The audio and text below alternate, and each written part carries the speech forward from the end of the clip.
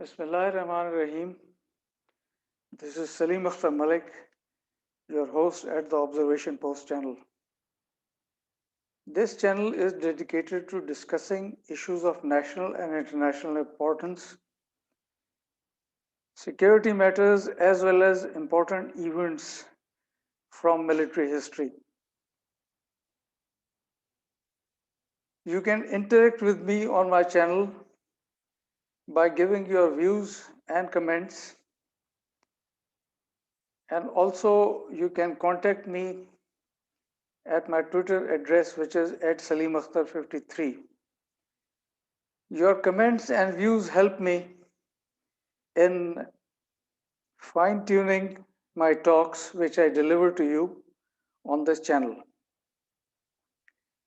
In this session, I'll be talking to you about the incident of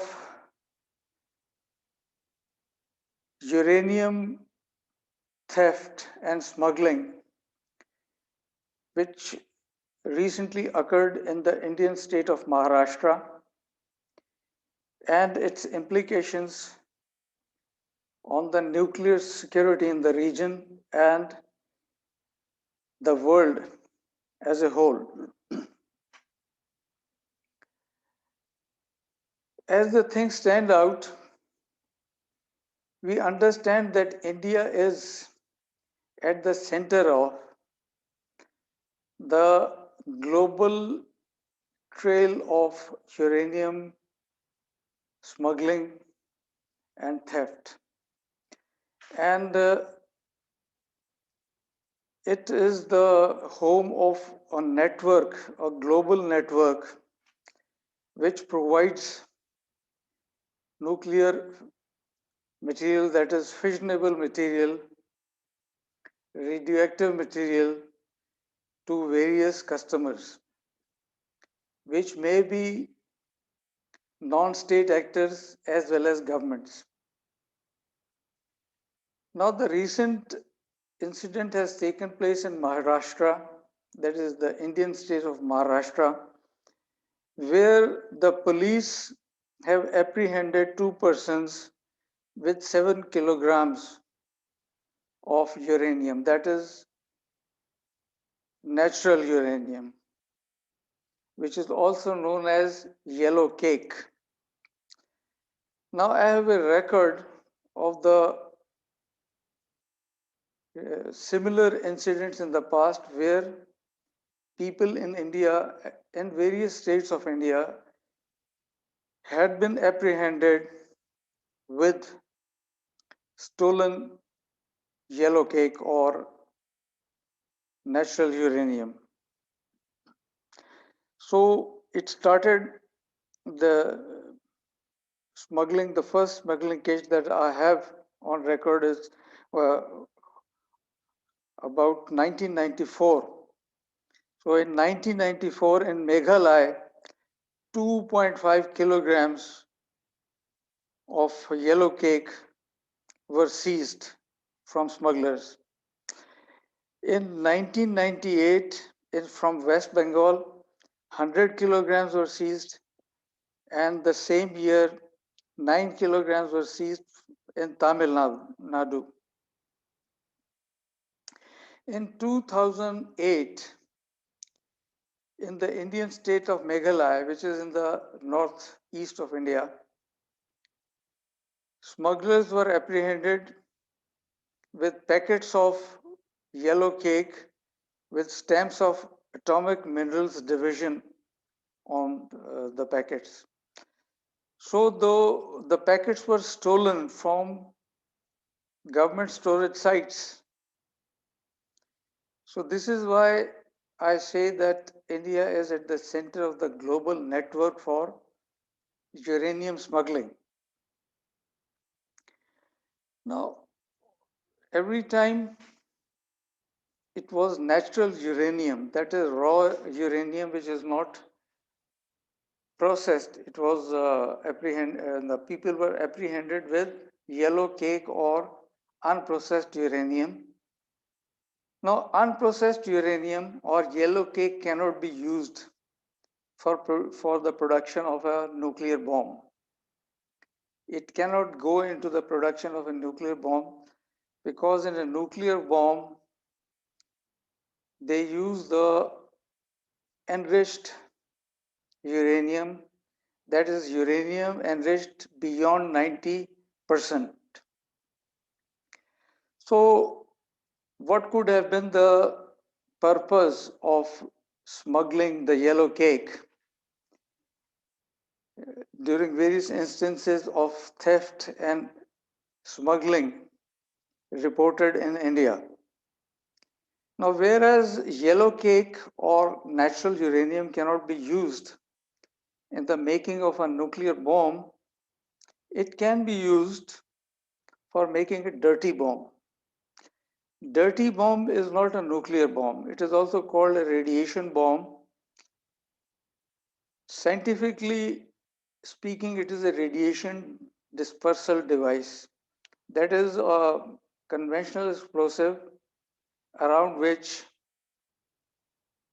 radioactive material has been strapped.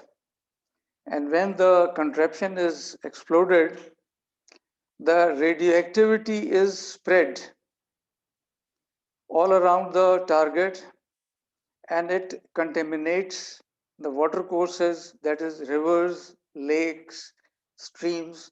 It seeps into the underground water reservoirs and it also contaminates the ventilation systems, that is air ventilation systems, buildings, and also affects the people by causing cancer and such like diseases. So this is how a radiation bomb or a dirty bomb affects the target. So who can use a dirty bomb or a radiation bomb? As we see, the entire region, that is the region in which we live, that is South Asia, is a fragile region. And it is peppered with these militant organizations, terrorist organizations, etc., some state controlled, some state sponsored, some sponsored by outside wars, and some just for the heck of it, just to spread terrorism in the region. So these organizations can get control of the nuclear material, that is fissionable material in the form of natural uranium, and can use it in radiation bombs to bomb various targets. Now, along with the recent news about the theft, about the incident where in Maharashtra state of India, two smugglers were apprehended with 7 kilograms of yellow cake. Another news item was leaked and it said that a group associated with BJP had been trying to get hold of natural uranium in order to use it in a dirty bomb, which when exploded would malign Pakistan and divert the world attention from the corona disaster which has gripped India these days. So this is how natural uranium can be used in making of dirty bomb or radiation bomb and then employed in terrorist activities. Besides that, besides using the radiation bomb for terrorist activities, how else can the natural uranium be used? So it can also be supplied to the countries which for one reason or another are running clandestine or open nuclear programs but don't have access to uranium to fuel their reactors and centrifuges. And these countries obviously are North Korea and Iran. Another country which may be interested, rather which is interested in getting natural uranium is Israel. Now, Israel has a clandestine nuclear program, and Israel is an undeclared nuclear power. Its nuclear program goes back to the Cold War years, when, with the help of France, Israel constructed its first nuclear reactor at Dimona. That reactor, as I said, was constructed with the help of France, and France provided the nuclear fuel also for the reactor. And from where did France provide nuclear fuel? It provided it from the uranium mines of Mali and Chad. Now, these two countries, these two African countries, were at that time colonies of France. They were French colonies from where France used to provide yellow cake to Israel for its nuclear program. Now, after the 1967 war between Israel and the Arabs, France laid an embargo on all military supplies as well as ended nuclear cooperation with Israel. So the supply of nuclear fuel to Israel was also stopped.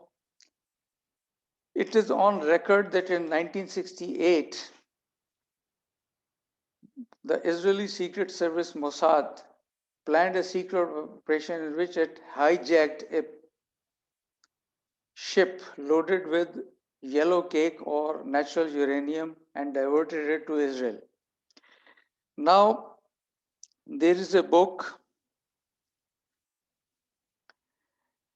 which was written in 1968, and the authors were Menahem Portugali, Elie Landau, and Dennis Eisenberg. And they state that the name of the book or the title of the book was Operation Uranium Ship. And they stated that 200 tons of yellow cake were stolen by hijacking the ship and diverting it to Israel. Now we revert to the radiation bomb. Now, radiation bomb is not a myth. I'll now read out to you the excerpts from a report written by Stephen Hughes. He is the senior analyst at the Association of Geostrategic Analysis, Washington. He writes, he had written the report in 2014, and in the report he had written, there had been several incidents over the past many years which indicated that dirty bomb threat is real. For example, Chechen rebels directed a TV reporter to a park in central Moscow in 1995. When she reached there, she found a package containing about 15 pounds of conventional explosives and cesium-137. Now, cesium-137 is a radioactive element. This was the first known appearance of a dirty bomb. According to frequently cited intelligence reports, Iraq had tested a crude nuclear, that is, radiological device in 1987. Then there was the redoubtable Osama bin Laden. Reportedly, Osama's operatives in Sudan had tried but failed to buy raw uranium produced in South Africa on the black market. A large number of radioactive items that can be used to make dirty bombs are unaccounted for in both the United States and Russia. So the uranium which is stolen and which had been stolen in India during the last 2 to 3 decades and was then smuggled to various terrorist groups and countries may have been part of a worldwide network operated inside India and which has the blessings of the Indian government. As I said, 200 tons of yellow cake were diverted after a ship was hijacked by the Israeli Secret Service in 1968.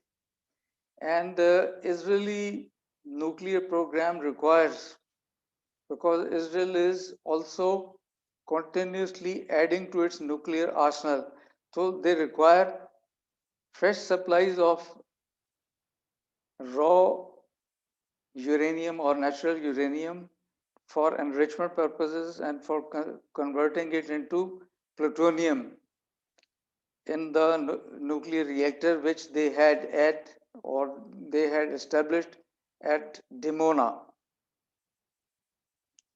And for fresh supplies, they might have looked towards India. And India may not have or might not have provided them raw uranium officially, but through the network of smugglers which operates inside India. We have a well-documented history of Indian brinkmanship in the realm of nuclear thefts, espionage, and clandestine use of nuclear technology. I would cite to you one instance in 1965 where India teamed up with CIA to snoop on, and that is to spy on China's missile development program. The story goes like this. In 1964, China conducted its first nuclear test and thus became a nuclear power. But it did not have a delivery system. So, to develop a delivery system, that is a missile system to deliver the nuclear warheads, it established a missile testing range in Tibet close to the Sino-Indian border. Now, CIA was apprehensive and it desperately wanted to know the parameters of the Chinese missile development program. Particularly, it was interested in knowing the ranges of the Chinese missiles, the missiles which they were developing, as well as the amount of warheads which the missiles could carry. So, as I said, they teamed up with India's Intelligence Bureau, that is IB, to plant two nuclear powered sensing devices atop mountain features close to the Sino-Indian border. Mind you, this happened a little after the 1965 war between India and Pakistan, that is in October 1965. So they had selected two sites for planting the nuclear powered sensing devices, and those sites were in the Garhwal Himalaya region, which was then part of the Uttar Pradesh state of India, but is now part of Uttarakhand state. Because some time back, United Provinces or Uttar Pradesh was divided into a number of new states. So it is now part of the Uttarakhand states, and Garhwal Himalayas is the same region where the famous British hunter Jim Corbett used to hunt tigers and leopards. So those two features which the CIA had selected for installing the nuclear powered sensing devices were Nanda Devi, a 25,000 feet high feature near the Sino-Indian border, and a lesser feature that is of lesser height called Nanda Court. It was nearby. It was near Nanda Devi. So they had to install the equipment that is the sensor which would provide them a line of sight, a clear line of sight to the Chinese missile development site or missile testing site in Tibet. So those two features were selected because they provided a clear line of sight to the Chinese missile development or testing site. So when they were carrying the first set of equipment to be planted on Nanda Devi, its weight was almost 125 kilograms and it contained 8 capsules of uranium 238, which was enough to last for 500 years. The half life was 500 years. So when they reached the base camp, by accident, the sensing device, along with its nuclear auxiliary nuclear reactor, slipped into a crevice and was lost. Then they came back after some time, that is in 1967, and planted the second device atop Nanda Court, which as I said, was a feature of lesser height, but which also provided a direct line of sight to the Chinese missile testing range in Tibet. And they planted the equipment atop Nanda Court and it worked perfectly. And the Americans, in due course of time, got the information they needed. And the second set of equipment was also abandoned. Now, both the sensing devices, along with their nuclear reactors, that is, auxiliary nuclear reactors, are still lying abandoned in the Garhwal Himalayas, buried under snow. And this is the area where a glacier called Rishi Ganga feeds the tributaries of Ganga River. The major tributary is Rishi Ganga River. It then empties itself, the Rishi Ganga River empties itself into Ganga River, and then it flows all the way up to Kolkata. Now, these two abundant nuclear powered sensing devices are still lying in that area, contaminating the animal, plant, as well as human life, as well as threatening the lives of millions of people right up to Kolkata. So, this is the extent of the brinkmanship of the Indian nuclear